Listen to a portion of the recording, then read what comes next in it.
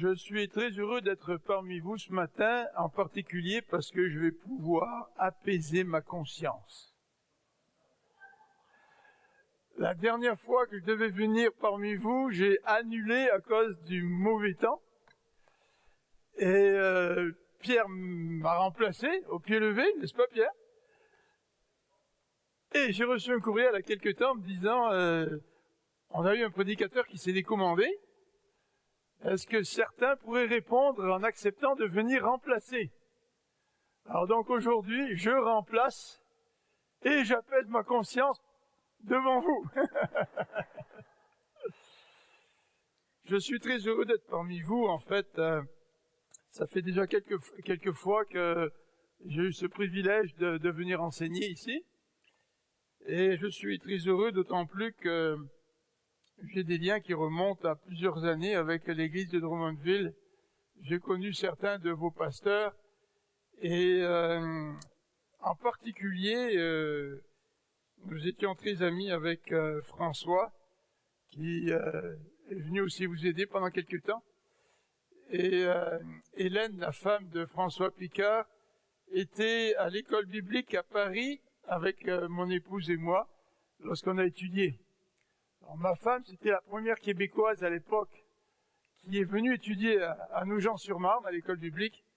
Et la deuxième année, il y a eu 2 Québécoises de plus qui se sont joints à mon épouse, dont la femme qui est décédée maintenant de François Picard. Donc on a des liens assez particuliers avec François. C'est aussi à travers lui que nous avons aussi des liens avec votre église, n'est-ce pas? Et en plus, Pierre a travaillé pendant plus de 30 ans dans la région parisienne avec un de mes cousins qui était pasteur là-bas. Donc, encore des liens qui se fortifient davantage avec votre communauté.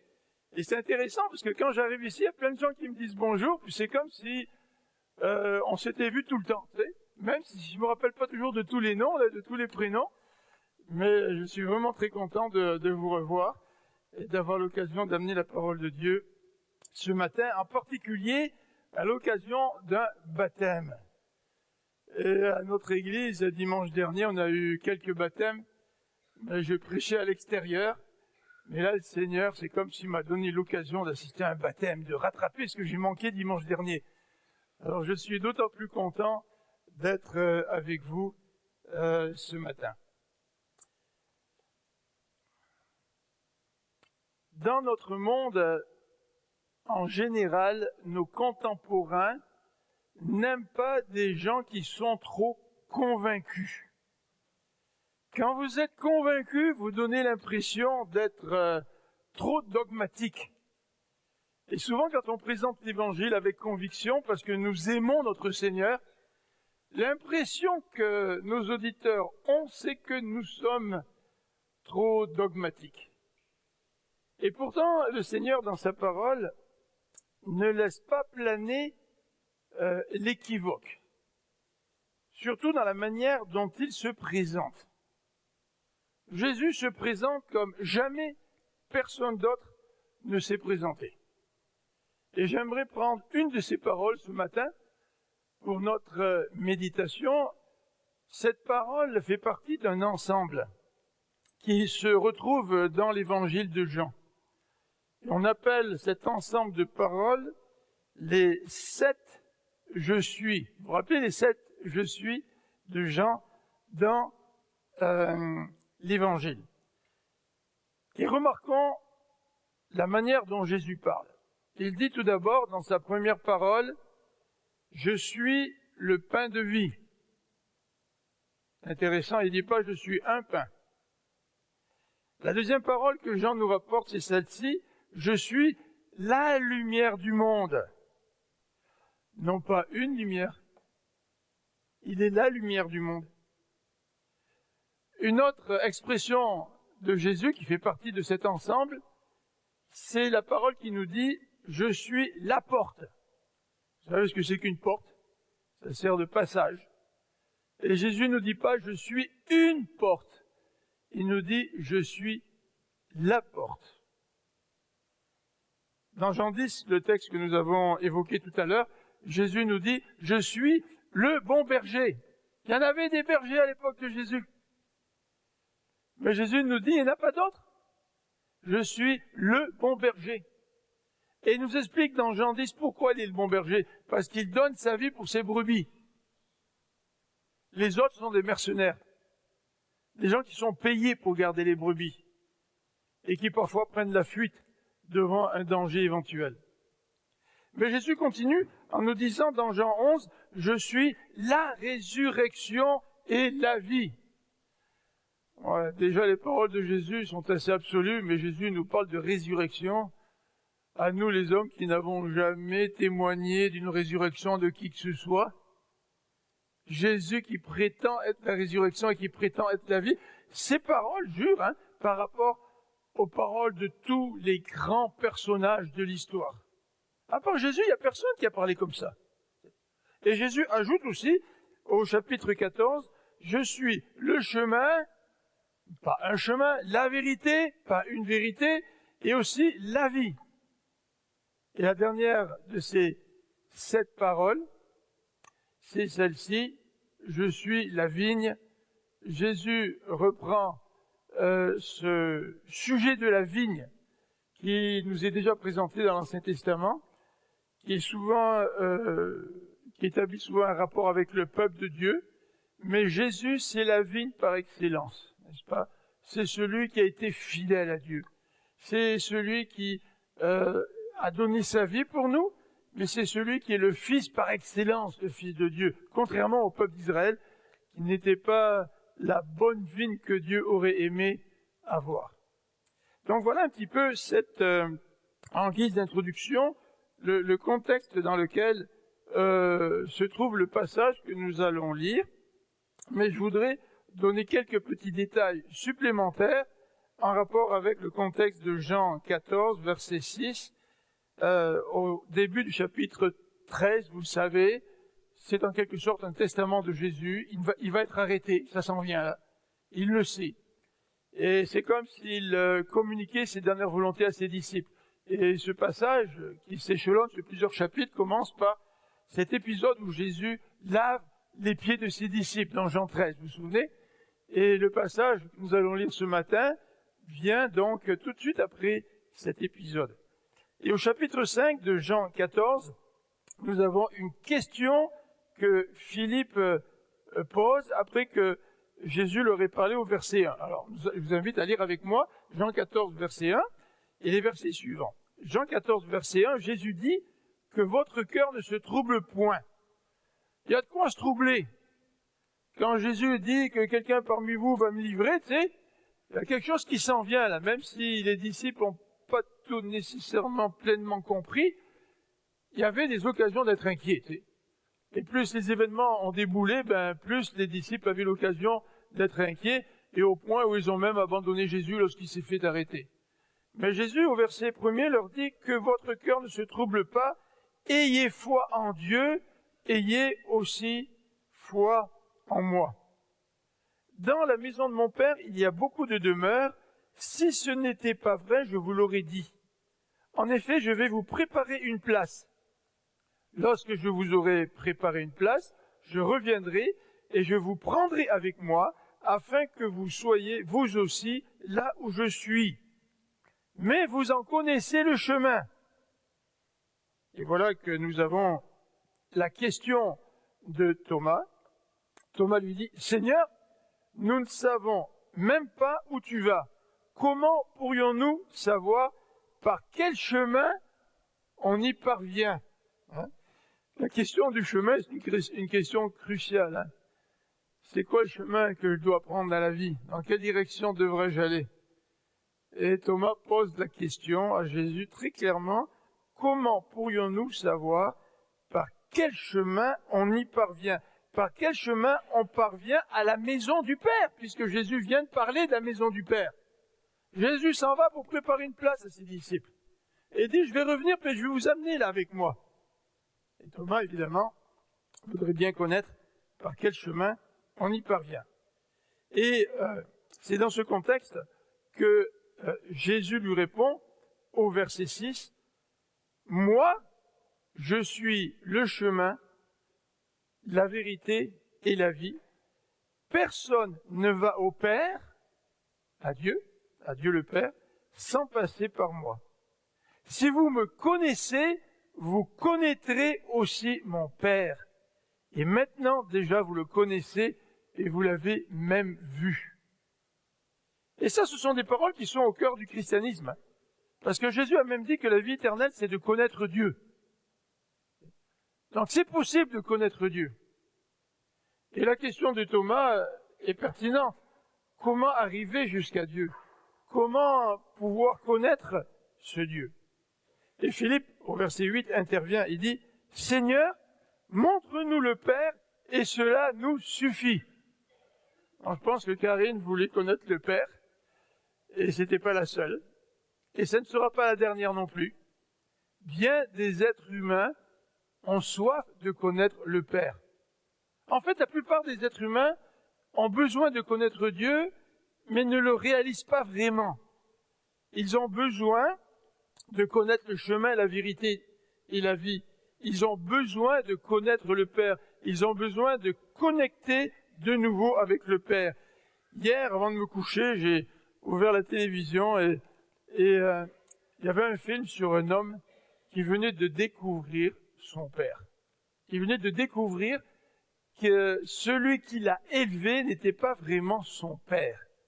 Et on voit un peu la démarche de cet homme qui prend contact avec son Père, qui va lui parler, la réaction du Père, qui au premier abord n'est pas très enclin à rencontrer cet adulte qui était son fils, et on voit comment la relation se bâtit petit à petit entre les deux, et comment le fils est heureux de renouer avec le Père.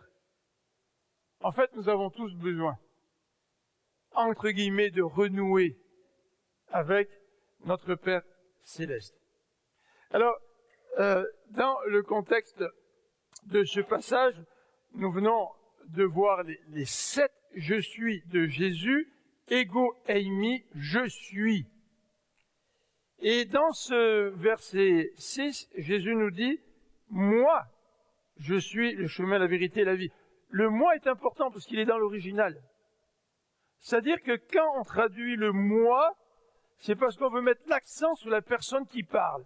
Souvent, les traductions ne le traduisent même pas. Dans les béatitudes, ces pronoms-là ne sont pas traduits. On pourrait dire « je suis le chemin, la vérité et la vie ». Mais dans la manière de dire ce verset, quand on ajoute « moi », c'est parce qu'on veut mettre l'accent sur la personne qui parle. Moi, je suis vraiment le chemin, la vérité et la vie. Et aujourd'hui, Jésus veut aussi nous interpeller en nous disant, mais ne cherchez pas ailleurs, c'est moi qui suis le chemin, la vérité et la vie. Et Jésus va renchérir en disant, nul ne vient au Père que par moi. Nul ne vient au Père que par moi. Et c'est la raison pour laquelle Jésus se présente comme le chemin, la vérité et la vie. C'est parce qu'il n'y a pas d'autre moyen de connaître le Père.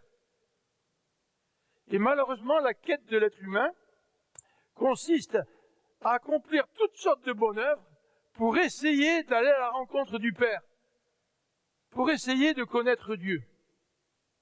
Comment serait-ce possible pour moi qui suis un être fini, un être pécheur, un être imparfait, d'aller rencontrer le créateur de l'univers? Tu sais, c'est pas le roi d'Angleterre, là. Déjà, pour aller rencontrer le roi d'Angleterre, c'est pratiquement impossible, tu sais. À moins, là, qu'il vienne au Canada, puis que tu te glisses dans la foule en espérant de lui serrer la main ou d'avoir un petit autographe, tu sais. Et encore, rien n'est acquis. C'est le roi. Il y a une distance, n'est-ce pas, entre le roi et nous.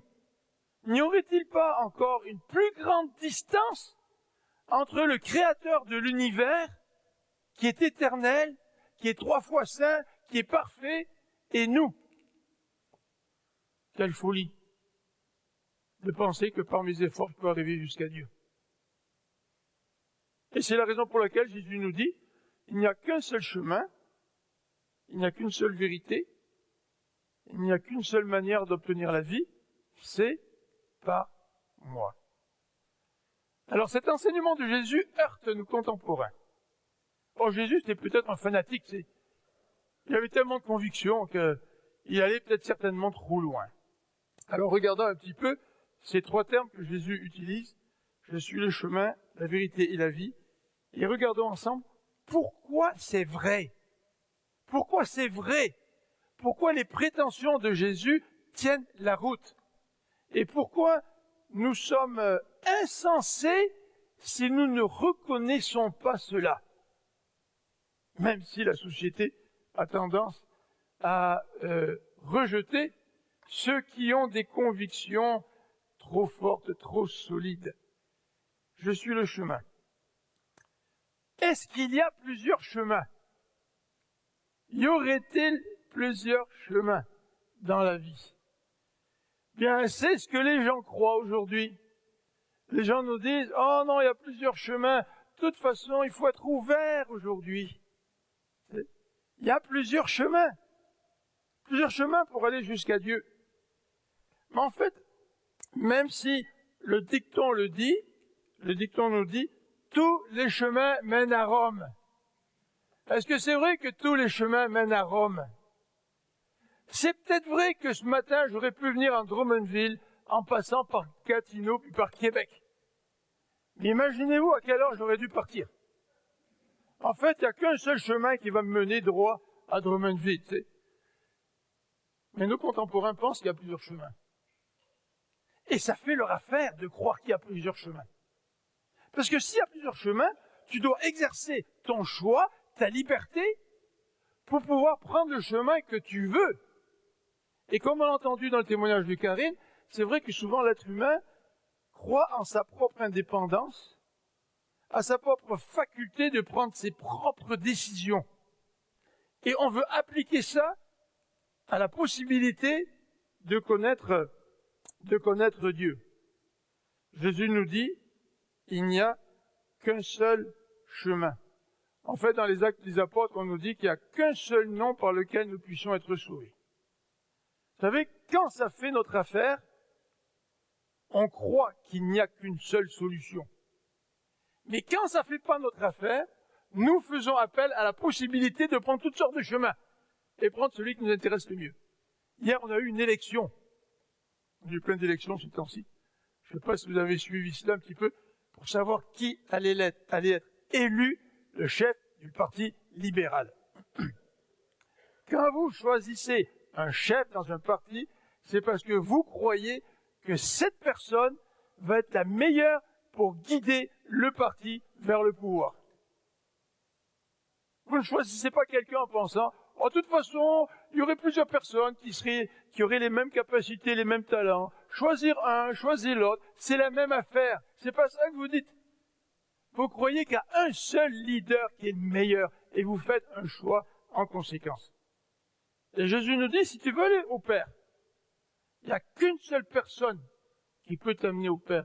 Il n'y a qu'un seul chemin. Vous savez, si vous êtes perdu en forêt, puis que vous arrivez à la croisée des chemins, vous ressentez un stress. Vous ressentez un stress parce que vous vous dites, il y a 3 chemins devant moi, un à gauche, un à droite, il y en a un tout droit. Lequel est le bon? Chacun d'entre nous, nous réagissons comme ça. Si je prends le chemin à gauche et que je me perds, je risque de mourir et de me perdre encore davantage. Surtout si le chemin à gauche n'est pas le bon. Et là, vous êtes stressé. Mais les insensés, vous savez qu'est-ce qu'ils font? Ils disent, il y a plein de chemins pour arriver jusqu'à Dieu. Ils sont à la croisée des chemins, ils ne savent pas lequel prendre, et ils s'en moquent de prendre le chemin à droite, à gauche, ou celui du milieu. Pour eux, tout mène à Dieu, tous les chemins mènent à Dieu. Mais quelle folie! Quelle folie de penser qu'il n'y a aucun chemin privilégié qui nous conduirait jusqu'à Dieu. Et si vous rencontrez quelqu'un à la croisée des chemins et que vous lui posez la question en disant « Je suis perdu, est-ce que tu peux m'indiquer le bon chemin ?» Et si la personne vous dit « Tu sais, le bon chemin, c'est celui qui est à droite. » Puis là, vous dites « Oh, toi, tu as un petit peu trop de conviction, là. ça me gêne, là, de savoir que tu es trop convaincu, là. Mais pourquoi pas le gauche? Le gauche serait le mieux, tu sais. Et tu sais pourtant que cet homme-là, il est élevé dans le coin, il connaît le chemin, il connaît la région. Loin de toi l'idée de penser que cette personne est dans le champ, parce qu'elle a une conviction, elle a une assurance de te dire que le bon chemin, c'est celui qui est à droite, et c'est celui-là qui va te mener à la sécurité.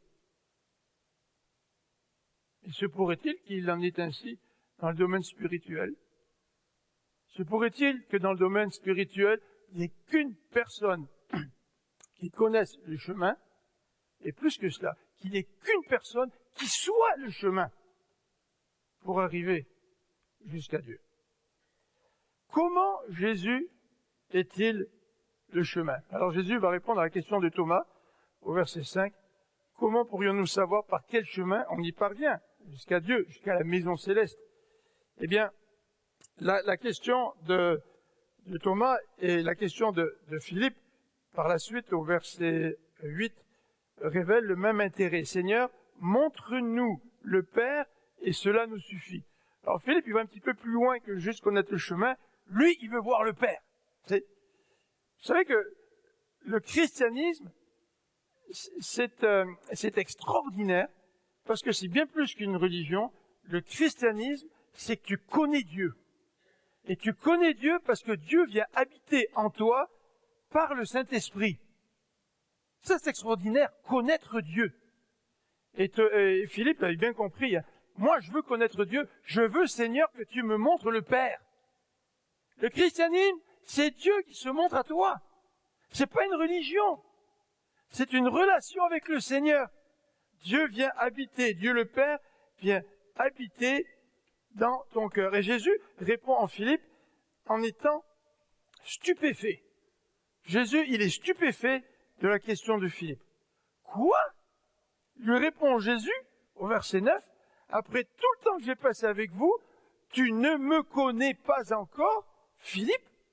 Celui qui m'a vu a vu le Père. Comment peux-tu dire, montre-nous le Père? Tu veux connaître Dieu aujourd'hui, tu veux voir le Père? Va à Jésus. Si tu vois Jésus, si tu rencontres Jésus, tu vas rencontrer le Père. Vous vous rendez compte le privilège qui est celui des chrétiens? Le privilège, ce n'est pas d'aller dans une église, de faire des bonnes œuvres et de donner de l'offrande. Pas ça le grand privilège du chrétien. Le grand privilège du chrétien, c'est d'avoir rencontré Dieu, que Dieu vient dans ta vie, le Dieu créateur de tout l'univers, le Dieu éternel vient habiter en toi. Ça, c'est le plus grand miracle. Moi, je ne comprends pas. Je le sais, je l'accepte. J'en suis extrêmement béni, extrêmement reconnaissant. Mais ça me dépasse. Ça me dépasse que Dieu puisse vouloir venir jusqu'à moi, venir dans ma vie, et que je puisse le connaître en connaissant son Fils Jésus. Et pourquoi Jésus est le chemin? C'est parce que Jésus révèle le Père, nous dit les versets 10 et 11. Ne crois-tu pas que je suis dans le Père et que le Père est en moi? Ce que je vous dis, je ne le dis pas de moi-même. Le Père demeure en moi et c'est lui qui accomplit ainsi ses propres œuvres. Croyez-moi, je suis dans le Père et le Père est en moi. Sinon, croyez au moins à cause des œuvres que vous m'avez vu accomplir.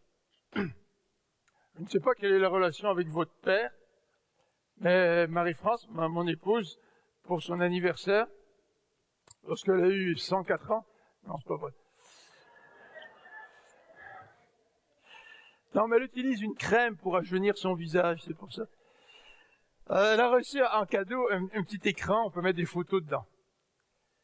Et puis l'écran marche assez régulièrement chez nous. Et je vous le dis, à certaines photos, quand je vois mon père. C'est drôle parfois comme on peut sentir des affinités avec son père. Et je ne sais pas si c'était le cas pour vous. Quand j'étais adolescent, j'ai eu des problèmes avec mes parents. C'était assez sérieux. J'étais chrétien, mais j'avais des problèmes avec mes parents. C'est assez sérieux. Tu sais. Avec les années, la relation avec mes parents a changé. On est devenus très près. Mon père est décédé de la Covid, au tout début de la Covid. Et ma femme me dit, mais c'est incroyable comme des fois, quand je te vois, je vois ton Père. Et ça, c'est juste une petite illustration qui nous montre que quand on voit Jésus, on voit Dieu. Vous voulez connaître Dieu? Allez à Jésus. C'est ce que Jésus est en train de dire. Il révèle le Père. Il dit les paroles, il rapporte les paroles du Père. Il accomplit les actes du Père. Il accomplit les œuvres de son Père. Jésus nous dit aussi, je suis la vérité. Ça, la vérité, aujourd'hui, c'est un petit V. Vous savez, c'est pas la vérité avec un grand V. Comment ça? Tu prétends avoir la vérité, toi? Quel orgueil! Et c'est un peu pour ça qu'on a du mal à accepter que Jésus soit le seul chemin, soit la vérité. Parce qu'aujourd'hui, dans notre société, il n'y a plus de vérité absolue. Chacun a sa propre vérité. Vous savez, pourtant, Jésus, quand il a prononcé ces paroles, il a dit, en vérité, je vous le dis, moi je suis. C'est fort, ces paroles-là. Quand Jésus précède des paroles par l'expression en vérité, ça veut dire que Jésus met du poids dans ce qu'il dit. Et donc, soit Jésus est un insensé et un fou, parce que tout ce qu'il a dit, il n'y a aucun autre personnage célèbre dans l'histoire qui est allé jusque-là, ou soit ce que dit Jésus est vrai. Donc Jésus nous dit, en vérité, je vous le dis.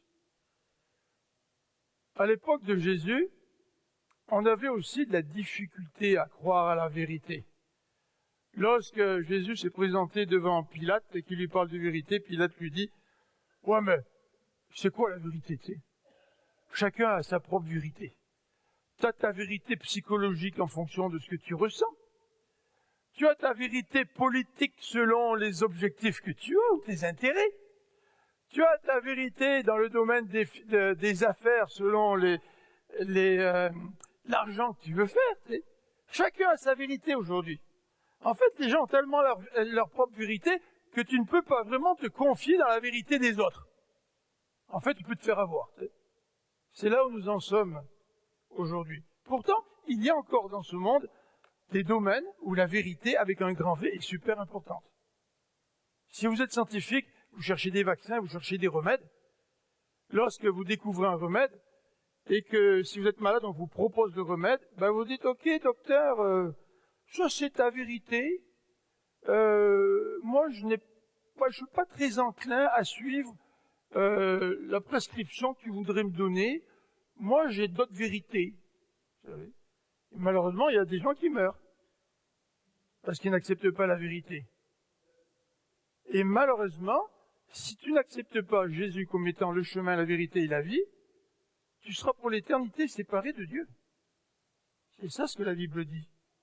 Dieu ne t'obligera pas, une fois que tu vas te retrouver face à lui, il ne va pas t'imposer de le suivre si tu n'as pas voulu le suivre ici-bas sur la terre. Il n'y a pas simplement que la vérité scientifique. Si vous êtes professeur de mathématiques et que vous corrigez les devoirs de vos élèves, et que, après une interrogation, un élève vient vous voir en disant, mais écoute, professeur, là, tu m'as dit que ma réponse est fausse. Mais écoute, moi je pense qu'il y a une partie de la réponse qui est vraie. Puis de toute façon, la réponse que tu me présentes, c'est ta vérité à toi. Moi je pense que la réponse c'est autre chose. Pensez-vous que vous aurez une bonne note? Dans certains domaines de la vie aujourd'hui, la vérité avec un grand V existe, n'est-ce pas? Et nous sommes fous de la refuser. Moi, en tout cas, je ne monterai jamais dans un avion qui a été construit par des gens qui appliquent les vérités scientifiques selon leur propre choix. Et même quand vous faites du sport, je ne sais pas s'il y a des gens qui jouent au golf ici. Moi, je n'ai pas joué souvent au golf. Mais il y a des manières de jouer au golf. Il y a plusieurs années, il y a plus de 20 ans, quand j'étais pasteur à l'église de Sainte-Rose, ils m'ont payé une partie de golf. Les gars de l'église. Oh, les gars, ils étaient patients. Hein. Parce que je me rappelle que vers la fin du trajet, je pense que j'ai raté la balle au moins une quinzaine de fois de suite. J'étais là, et les gars, ils étaient assis dans le court, puis ils me regardaient. Je les trouvais patients. Il y a une manière de jouer au golf. Ah ouais, mais toi, c'est ta vérité, tu joues comme ça, moi je joue autrement. Alors, voyez ça du jour autrement, tu vas voir. Tu vas être fou là devant les autres, en train de manquer ta balle ou de l'envoyer n'importe où. Tu sais.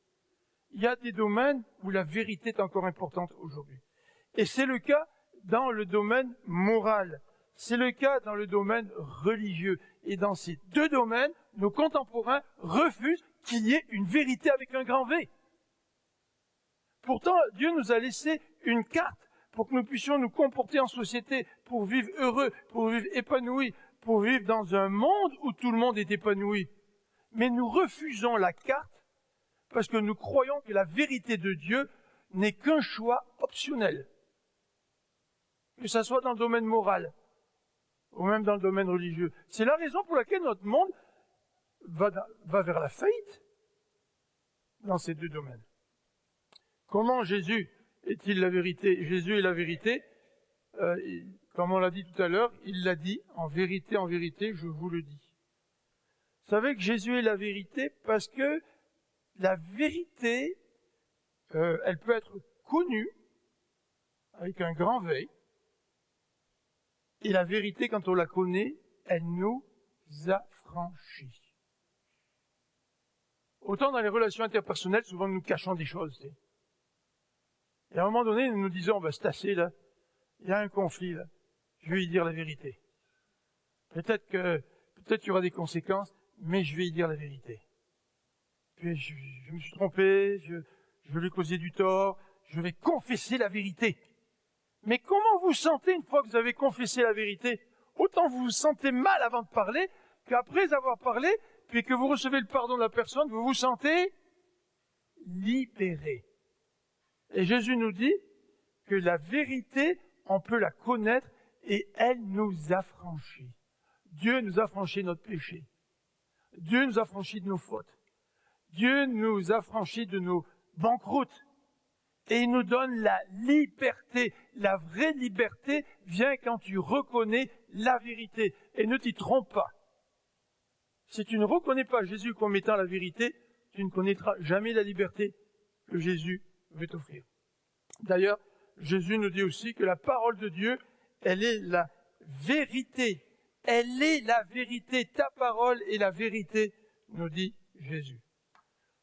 Dernier élément que je voudrais vous présenter, c'est la dernière expression que Jésus mentionne. Non seulement Jésus est le chemin, non seulement Jésus est la vérité, avec des lettres majuscules, mais Jésus nous dit il est la vie. Ça, c'est important. Vous savez, en tant qu'être humain, on a ce désir de vivre pleinement. Ça nous arrive quand on est jeune. Moi, j'ai un petit-fils qui a fait une rencontre avec ses copains vendredi soir. Ils ont tous dormi ensemble, c'était une dizaine. Puis, ils ont 12 ans, il a 12 ans, mon petit-fils. Même s'ils sont jeunes, là, à partir de 12 ans, 13, 14, 15 ans, on a envie de vivre, tu sais. On a envie de faire ce que font tous les jeunes. On veut profiter de la vie. En venant en voiture, encore, on écoutait parler de ces fêtes qui sont organisées à l'occasion du Grand Prix. On veut s'amuser, on veut vivre pleinement notre vie. Tu ne peux pas, tu ne pourras jamais vivre pleinement ta vie si tu n'acceptes pas Jésus dans ton cœur, dans ta vie. Mais qu'est-ce que c'est que la vie? La vie, ce n'est pas de s'étourdir de toutes sortes d'activités tout à fait spéciales, essayer de dépenser de l'argent, faire des activités que les autres n'ont jamais fait. Moi, je veux vivre, pas ça la vie.